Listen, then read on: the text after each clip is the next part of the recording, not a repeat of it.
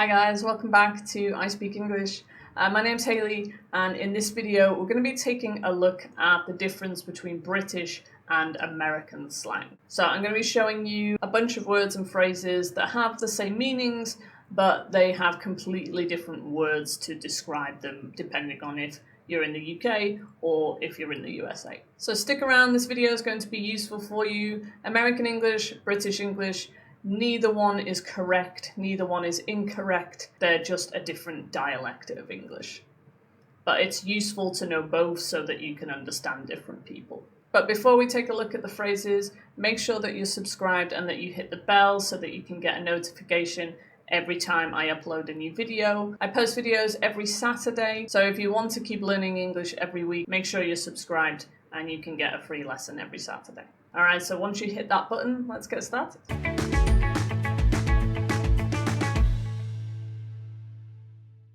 Okay, so let's take a look at some British and American slang then. So the funny thing that I always find about kind of British and American slang is that British people can understand American slang, but American people cannot understand British slang. It's this really bizarre thing. Whenever you watch kind of American celebrities on British talk shows with kind of British celebrities or English celebrities, you'll always find that they can't understand the British people, because we have kind of not only slang, but our accents are often quite difficult to understand, I think, as well. But like I said in the intro, it's important to know both because you might come across people from the US, you might see people from the UK, but also non-native speakers as well tend to have like a mix of British and American because they're learning English from different sources, right? So we're going to take a look first at just a few words, just singular words that have the same meaning, but we say them in a different way. And then we're going to take a look at some idioms. All right, so our first word is kind of boy or man. Okay, so first of all, do you know another way to say boy or man? Let me know in the comments. Write a little comment if you know a slang way to say it. In the UK, in most of the UK, we say bloke, B-L-O-K-E, bloke. Bloke specifically means man. You can't use this for a boy, it would just be man. We also say lad as well. Lad means boy, can also mean man as well. All right, so we've got bloke and lad for boy and man, for man and boy. In the US, they'd say dude, D-U-D-E, dude. So they might say, hey dude. We wouldn't say hey bloke or hey lad, it might sound a bit weird. We tend to use this when we're referring to other people, not to you directly. So I would say, look at that bloke over there, or look at that lad over there. Okay, next up, number 2, to be drunk. Okay, so if you've had a lot of alcohol, the standard way to say this is that you're drunk. We have a lot of words in British English for drunk because we drink a lot, unfortunately. So there's like a million different ways to say drunk. I might do another video on this soon. But the most common ways are pissed. Careful, it's slightly vulgar. It's kind of a bit of a swear word, but it is a really common way to say it, pissed. Or you could say bladdered as well. Again, there's about 10 other words in my head. I'm not going to give them you now, but pissed and bladdered, they're 2 of the most common ones. In the US, they'd say wasted. Okay, they're wasted. I'm not really sure where that comes from, wasted. I don't know the etymology of this. If you know the etymology, let me know. All right, so wasted in American English, pissed or bladdered in British English. Next up, number 3. There's not really another way to say this, like a standard way to say it. It's just a completely different word for each one. So in the US, they would say cookie. In the UK, we'd say biscuit. Okay, so like a sweet dessert. It's not a dessert, it's a biscuit. For me, it's a biscuit. Looks like this, okay? Cookie, biscuit. Americans get really confused with this when British people say biscuits, because biscuits are something completely different in the US. Biscuits in the US look like this. I'm not really sure what it is. To me, that looks like a scone. This is an argument for another time. Scone, scone, different pronunciation. I say scone. Scone is correct in my opinion. Anyway, to me it looks like a scone.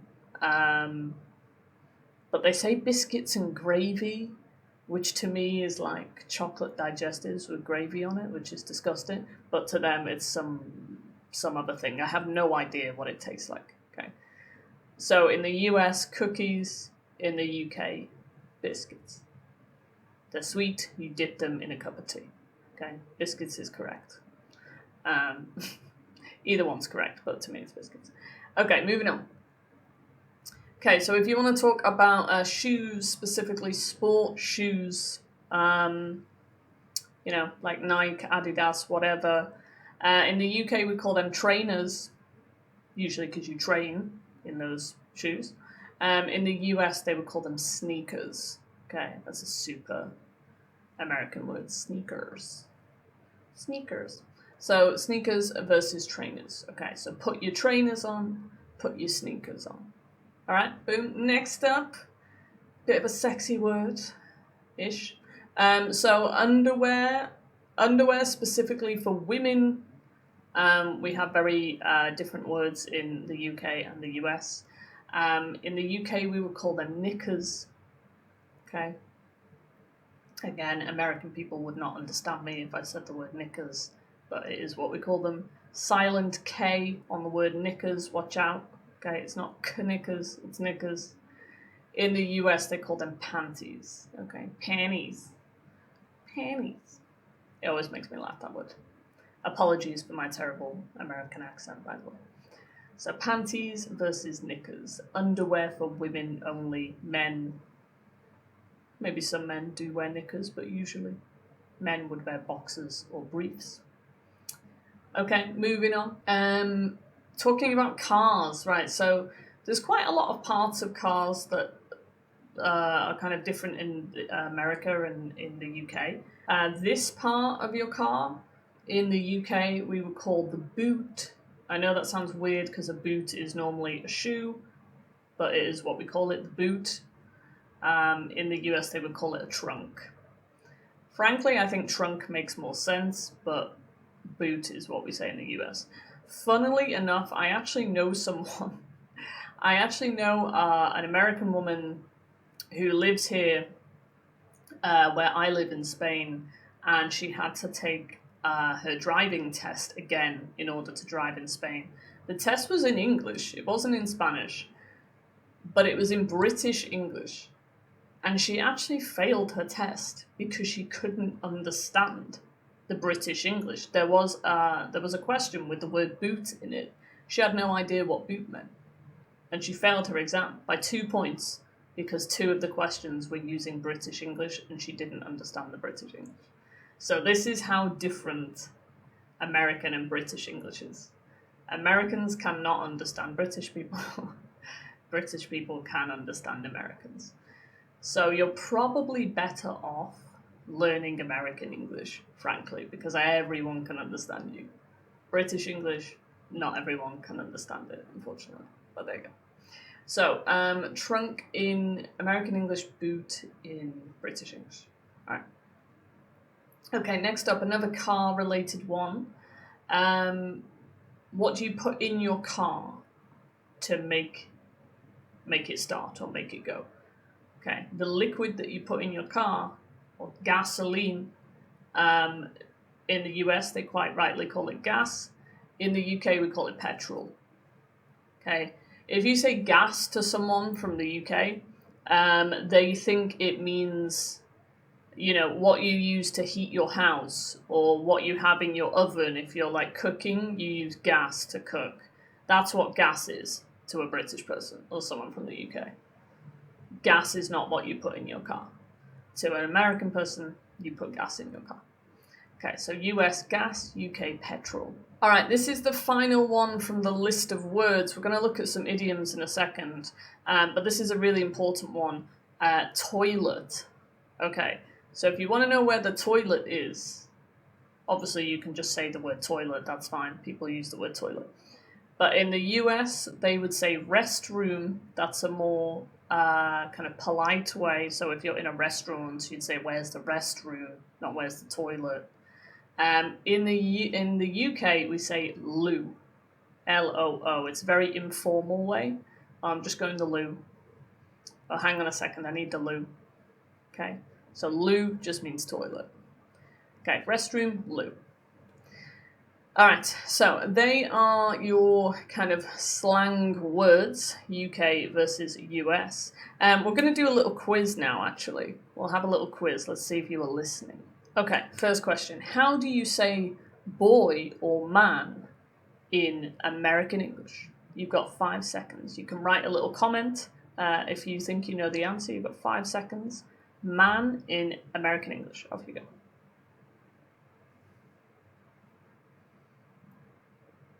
How do you say it? Dude.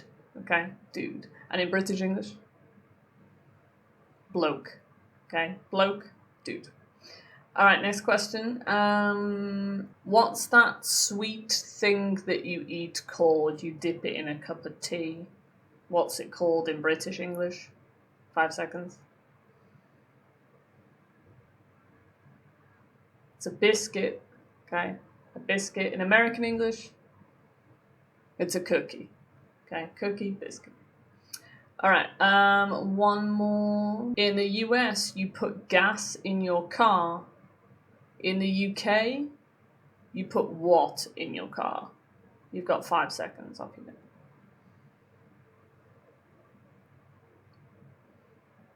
Petrol was the answer. In the UK, we call it petrol. Okay. All right, nice. Let me know, did you get 3 out of 3? Leave me a little comment. Let me know how well you did in the quiz. For now, we're going to move on and we're going to take a look at some idiomatic expressions. All right, we'll start with the UK expressions because these are ones that I know. So our first expression is bits and bobs. This is really common, bits and bobs. I like this. Bits and bobs just refers to little things or stuff, like random stuff, random things, little bits and bobs. Okay, so for example, I need to clear up the table because there's just bits and bobs on it. Or you could also say, I need to do some bits and bobs today. I need to do some random little things today, little jobs or something, some bits and bobs. All right, pretty simple. Okay, on to our next one. Have a gander. I like this one. I say this one quite a lot. Okay, to have a gander. Let's have a gander. Is to have a look. Okay, gander means look. Let me check the etymology on this. Have a gander. Okay, so apparently the internet is telling me that this expression, it's saying that it first popped up or appeared around the 19th, 20th, early 20th century, and it's based on a male goose or a gander. So a gander means male goose from Old English, okay? But where does the connection come in? Geese, so it referenced the fact that geese have long necks and like to poke their heads out everywhere. Literally, watch if you're around. Okay, so yeah, so to take a gander means to stretch your neck and look at stuff. So there you go, that's where take a gander comes from. Voila. Lovely. All right, back to our idioms then. So we have take a gander, meaning to take a look. Bits and bobs, meaning random things. Throw a wobbly. This is our next one. I love this one, throw a wobbly. You can say throw a wobbly or throw a wobbler as well, and it's the same. If you throw a wobbler, you just go crazy. You have a tantrum. You make a big fuss over nothing. It's like, throw a wobbler. Okay, so you could say, I came in late to work and my boss threw a wobbler. They threw a wobbly. You went crazy. Okay, so go crazy might be the synonym for throw a wobbler. Okay. Don't ask me what a wobbler is. I don't know. Wobbler, wobbly, who knows? Okay, next up, donkey's years. Okay. People do say this. I still hear people say this. It's not like it's Defunct. We say it quite a bit up north, in the north of England. It's like, God, I haven't seen you in donkey's years. Donkey's years means a very long time. I feel like this has something to do with teeth. Like a donkey's teeth are really long. So they say donkey's years. I think that's where it comes from. But yeah, donkey's years, very long time. Haven't seen you in donkey's years. I haven't done this in donkey's years. Okay. Alright, and the final one is gobby. Gobby. Okay, gobby comes from the word gob. Gob is slang for mouth in British English. You're gob. If you're gobby, you're very mouthy, or you talk a lot, you shout a lot. It's not a compliment at all. If you're gobby, it means you need to shut up. You need to be quiet because you're too talkative. Often it's maybe you're a bit kind of aggressive in the way that you talk as well. You're a bit gobby. Okay, so it's an adjective. So it's like, God, she's a bit gobby. Oh, he's really gobby. He never shuts up. Okay. All right, so they're your British idioms. And now finally, we're going to take... Actually, no, let's have a quick quiz. Again, let's see if you were listening. Okay, which UK idiom means to look at something? You got 5 seconds. Which one was it? Off you go.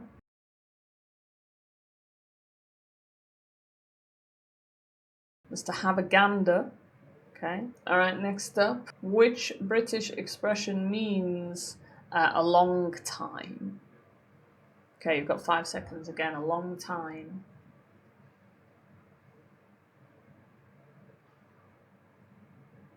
It was donkey's years. Okay, haven't seen that in donkey's years. Okay, and finally, let's move on to our American expressions. Okay, so our first one is super common. It's y'all. I hear this all the time when I watch TV. It's like y'all. I can't do it very well. Y'all. Y'all is contraction of you all. Okay, so if you want to say you to multiple people, you say y'all. So in English, we don't actually have a difference between you, one person, and you, many people. But in American English, they do. Y'all. Okay, so y'all. So they say this all the time. Like you hear it in every sentence. If you watch anything on American TV, you'll hear y'all. Yeah, yeah. All right, next up.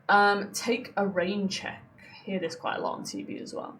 If you take a rain check, you cancel plan. Either you cancel plans, or if someone asks you to do something, like to go out, you can respond, "Oh, I have to take a rain check." It's like, no, I'm not gonna meet you, or I'm not gonna come. Okay, I have to take a rain check. As if to say, "Oh, it's raining, so I'm not coming." Even if it's not raining, you can use it. I have to take a rain check. Okay. All right, next up, pass the buck. We do say this in England as well, but buck is specifically American. It means dollar. Buck means dollar. If you pass the buck, you pass responsibility on to someone else. Okay? So it's like, it's a negative thing. So let's say you go to the bank, you're trying to get help with your account, and the person says, yeah, okay, yeah, you need to go over to this person. You go to that person, and they go, yeah, you need to go to this person, and you just keep going back and forth. That's passing the buck. The people there are passing the buck. Okay, so they're passing responsibility on to another person. All right, we've got 2 more left. Next up is hit somebody up. This is super American. Phrasal verb, to hit somebody up. It does not mean that you hit somebody. Okay, completely different. It just means to contact someone. So if someone says to you, hit me up, it means, yeah, like call me or text me or whatever. Okay, hit me up if you're going to the party, or hit me up when you get home. Like, just let me know. Okay, hit me up, let me know, or contact me. All right, and the final one is big shot. Big shot. We also, I feel like we say this in the UK as well, but it's quite American. Big shot is a person with a lot of influence, a lot of power, but often they think they have a lot of influence, a lot of power. They know they have a lot of influence, a lot of power. It's not a compliment. say like, oh, the boss thinks he's such a big shot, and he just orders us around all the time. Or if someone you're talking to is being very kind of arrogant and superior, you can be like, okay, big shot, calm down. It's like, you're not as powerful as you think you are. So again, not a compliment. All right, final quiz for you. American English.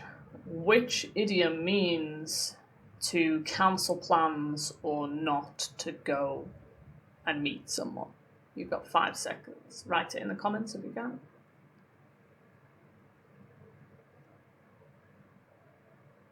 Take a rain check. Okay, take a rain check. All right, and final one. Which American expression means to contact someone? It's a phrasal verb. You've got 5 seconds.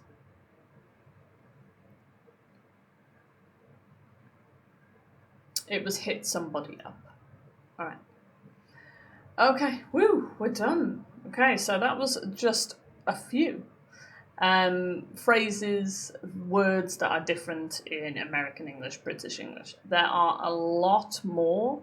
If you like this video, let me know. Give me a little like. Leave a comment if you would like me to do more videos like this, kind of American and British English. I can make some more if you found it useful. Make sure that you are subscribed as usual. Hit the subscribe button, hit the bell, and you'll be able to follow my weekly lessons with me to improve your English. And that's all from me for now. So I'll see you in a video next week.